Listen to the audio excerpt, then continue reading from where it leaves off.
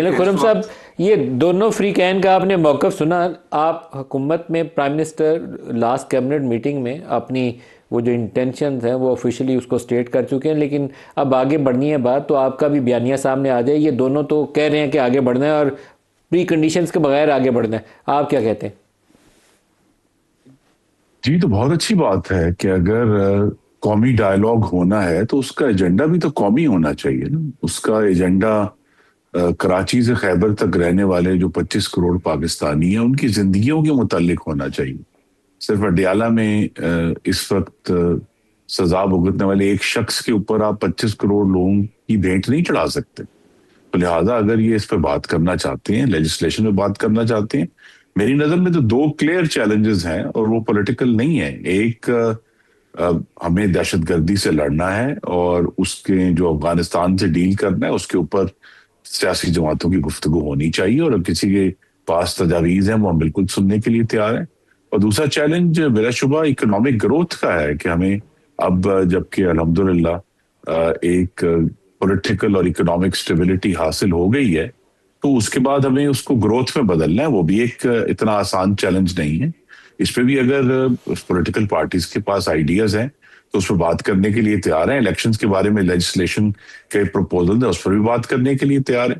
لیکن چونکہ اپوزیشن کی ایک جماعت تو بالکل عوام کی فلاح کو اپنے ایجنڈے کا حصہ بنانے کے لیے تیار نہیں ہے، تو لہٰذا اب اس طرف ایک ڈیڈ لاک ہوگا. لیکن اگر باقی جماعتیں جو ہیں یا کچھ ایک حصہ جو ہے وہ عوام کا ایجنڈا لے کر حکومت سے مذاکرات کرنا چاہتا ہے یا لیجسلیشن کا ایجنڈا لے کر بات کرنا چاہتا ہے، تو اس کے لیے ہم ہر وقت تیار ہیں اور چاہتے ہیں کہ آگے بڑھے. اسی لیے آپ کو معلوم ہے کہ پچھلے قومی اسمبلی کے سیشن میں اسپیکر ایاز صادق نے ایک سے زائد دفعہ یہ آفر کی، اور ابھی جو ہے شہباز شریف نے وزیر اعظم نے بہت سیریس آفر کی کیبنٹ سے پہلے.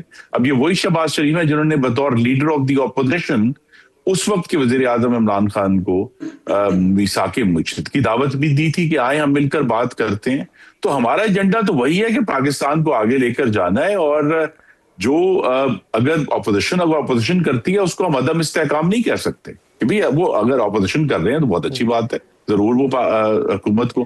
لیکن اگر ایک ہی ایجنڈا ہوگا کہ جناب پاکستان کی پوری سیاست کا میری گزارش ہے، پاکستان کی پوری سیاست کا نچوڑ اڈیالہ کی ملاقاتیں نہیں ہیں. 25 کروڑ لوگوں کے اور مسئلے ہیں. 4.5 کروڑ پاکستانی جو کے پی میں رہتے ہیں جن پہ 13 سال سے پی ٹی آئی کی حکومت ہے، ان کے بھی مسئلے جو ہیں ان کو بھی اب اس پروگراموں پر آنا چاہیے. خرم صاحب، آپ نے کہا کہ پولیٹیکل سٹیبلٹی اور اکنامک سٹیبلٹی حاصل ہوگی. ٹیررزم کا مسئلہ اس کے اوپر بات ہونی چاہیے. یقیناً ہماری ٹیررزم کا بہت بڑا چیلنج ہے، ہمارے اس قوم کے جوان شہید ہو رہے ہیں، سب سے پہلے اس پہ بات ہونی چاہیے. دوسرا آپ نے کہا کہ گروتھ کا چیلنج ہے.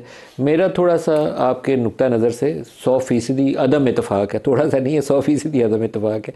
ہم نے 71 میں عوامی لیگ کی سیٹیں بانٹ دی تھی اس وقت کی باقی جماعتوں کو، اس کو بین کر کے.